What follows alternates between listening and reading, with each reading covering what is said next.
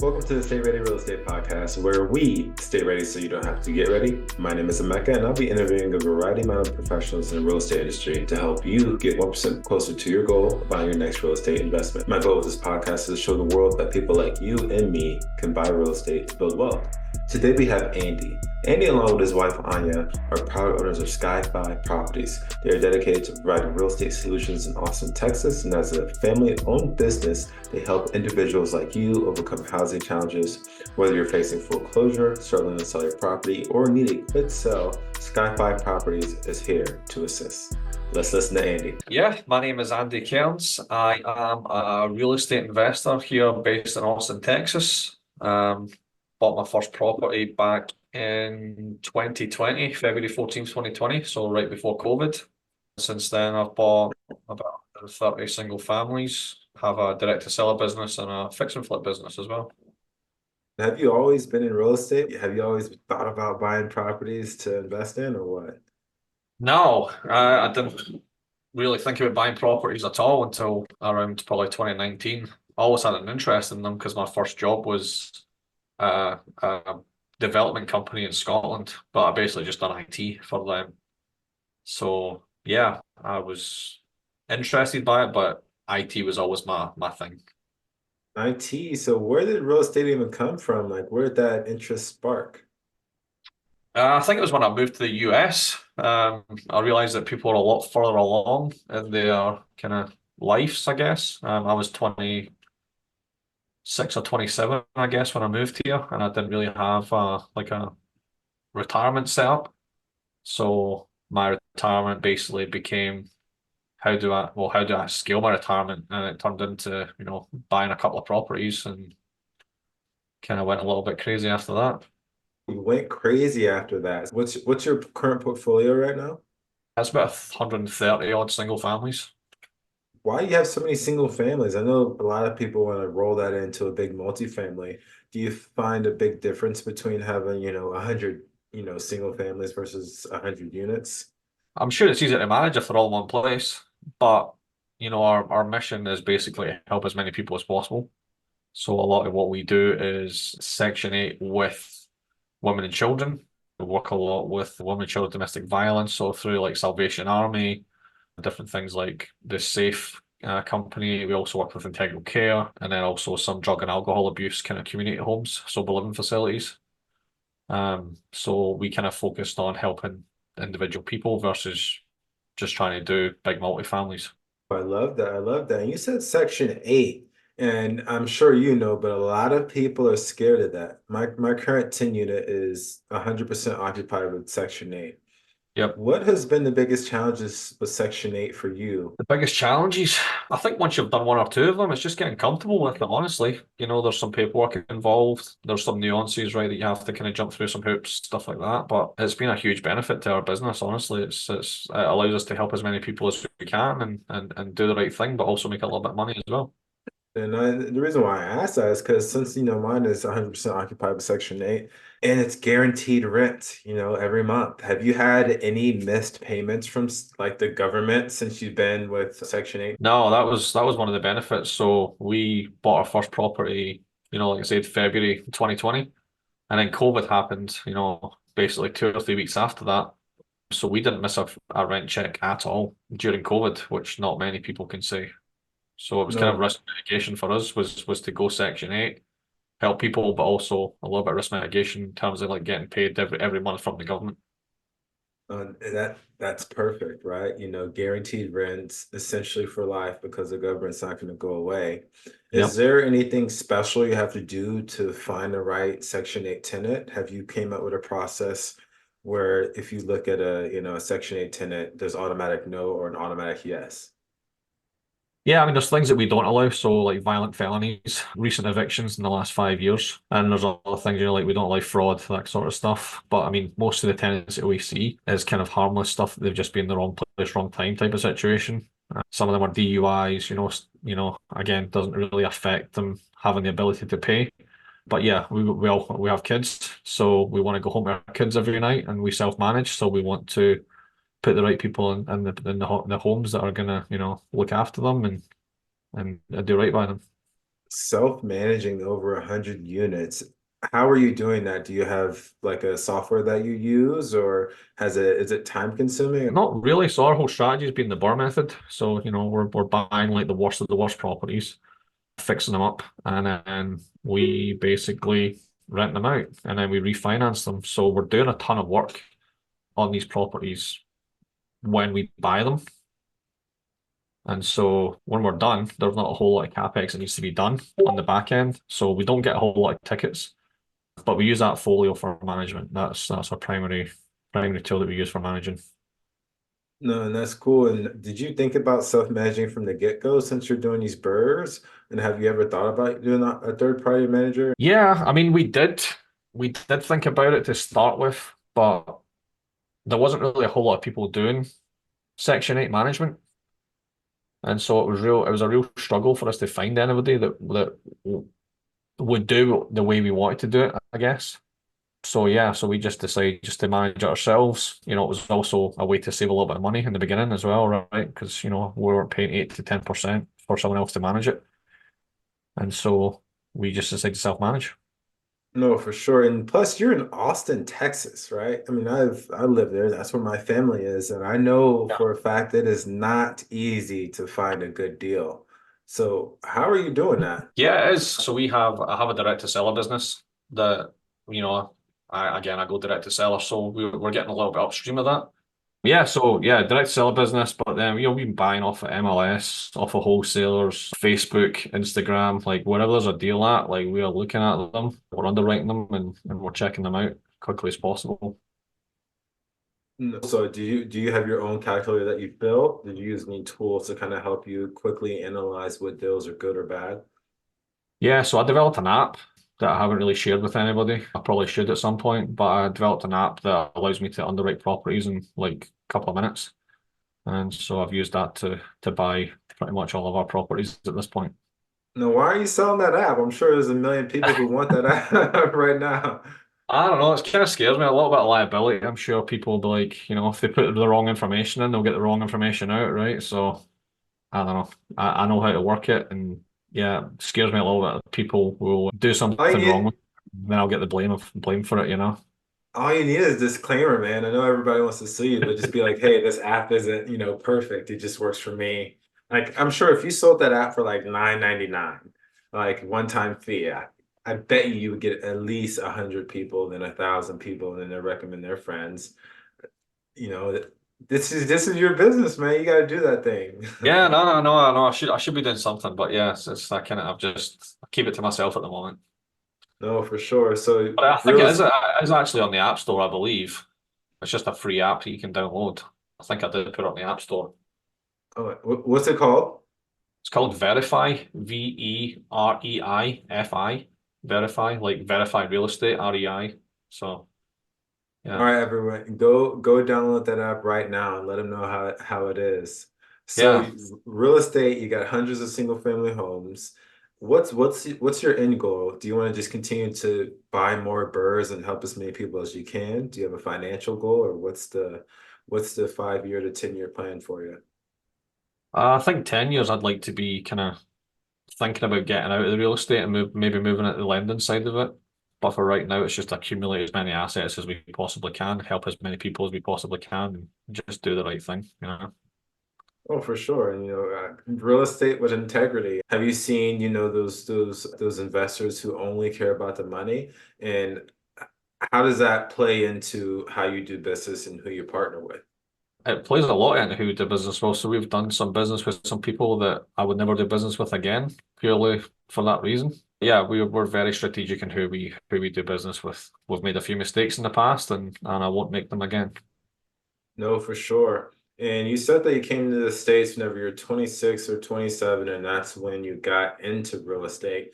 Just out of curiosity, how is real estate in Scotland? Because you said you were in development.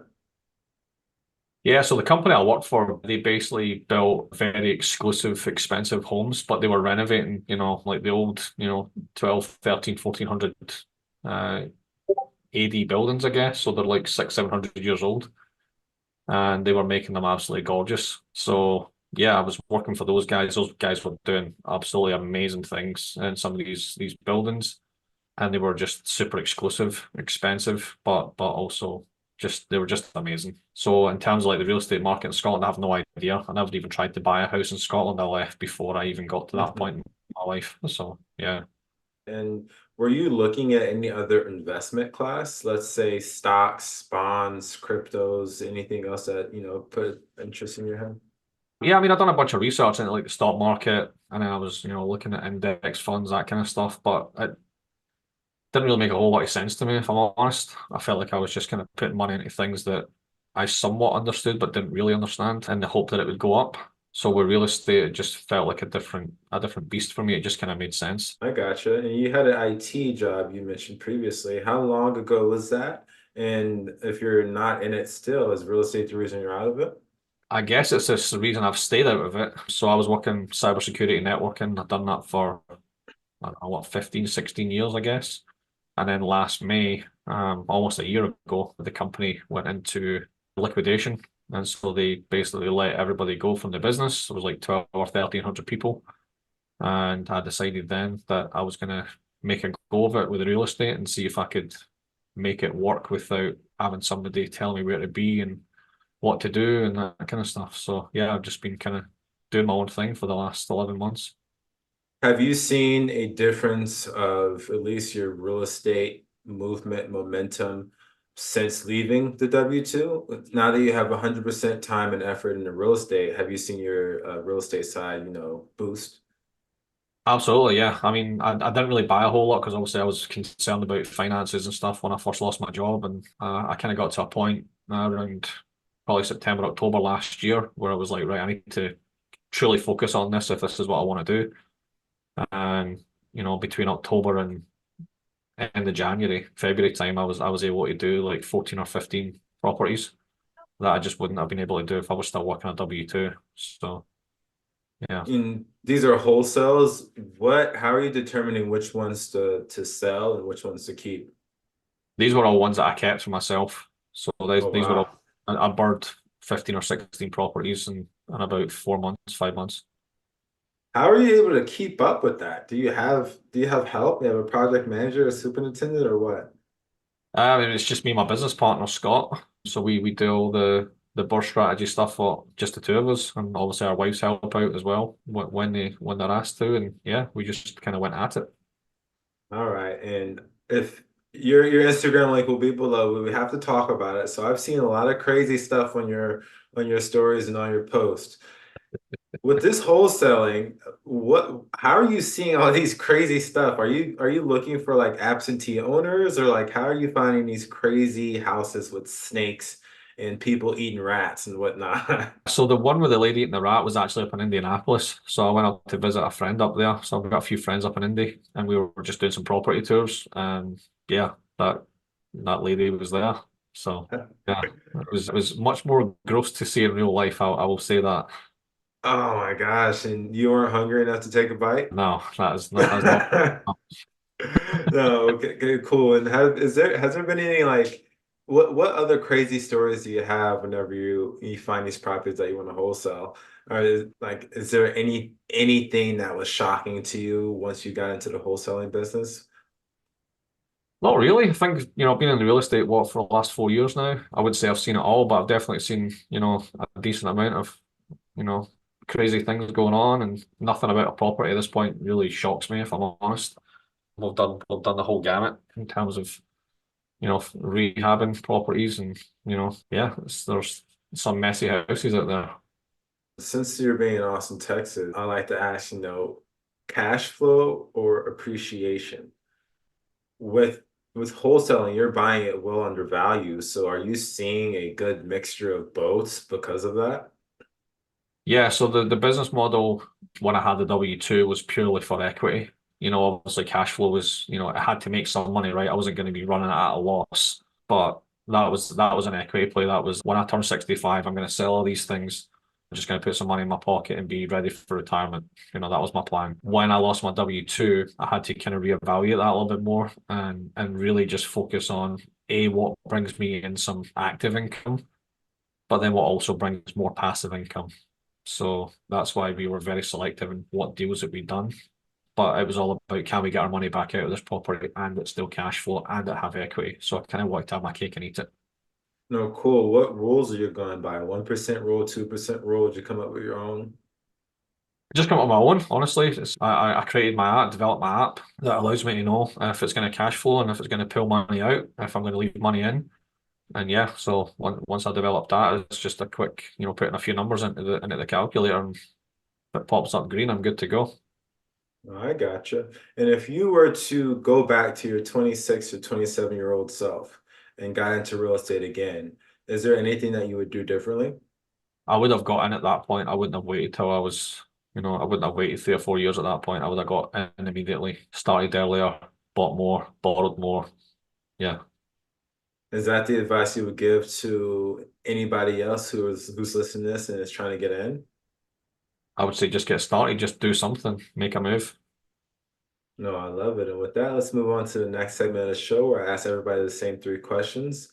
Number one, what are the two books you recommend an aspiring investor to read?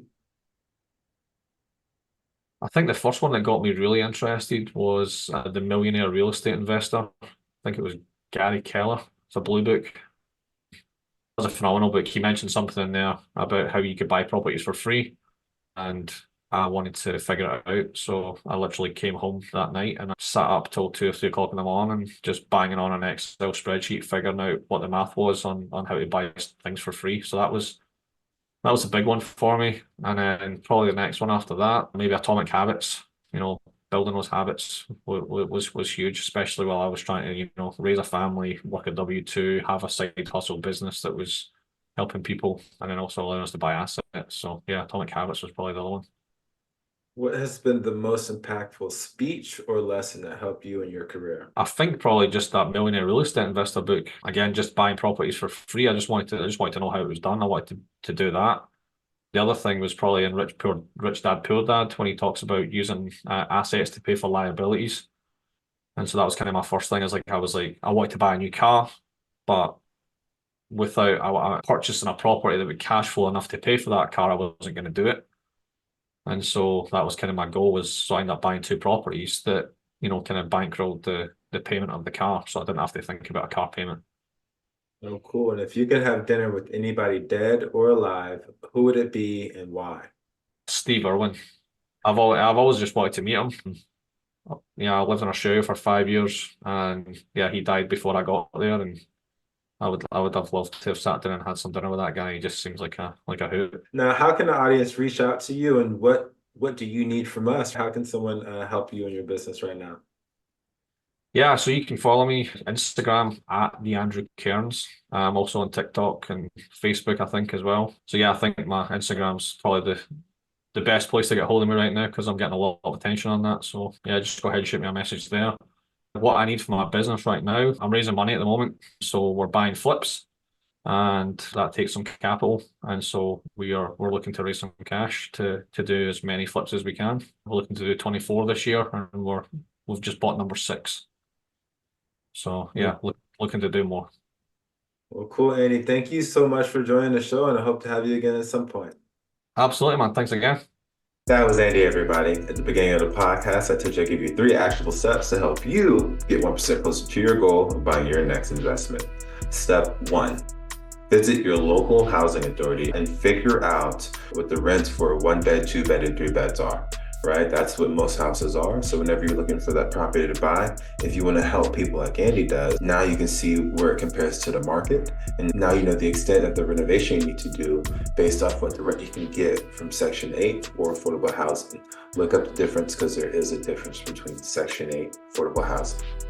Number 2, visit your local real estate meetup. Networking is so important. You're going to find like-minded individuals who have the same goals as you and are going to value the same things that you do. So always networking is one of the most important things that you can do for the rest of your life. That will never stop. And step 3, wherever you're living, an apartment or a house, figure out what the median sell price is based off, 3-bed, 2-bath, or two bed, three bath, depending on where you are. You need to get very familiar with your market. And the easiest way to start that is just focusing on the areas around you that you stop by every single day. Once you do that, you're going to start to know, well, oh, wow, that's three bed, two bath, and zip code, blah, blah, blah. That shouldn't sell for that. That's going to sell for that much. And once you start to know exactly what's going on in your market, it's going to be easier for you to get deals, and you can get deals a lot faster than everybody else because it doesn't take you as much time to know if it's a good deal or not. Stay steady, stay ready. See you next time.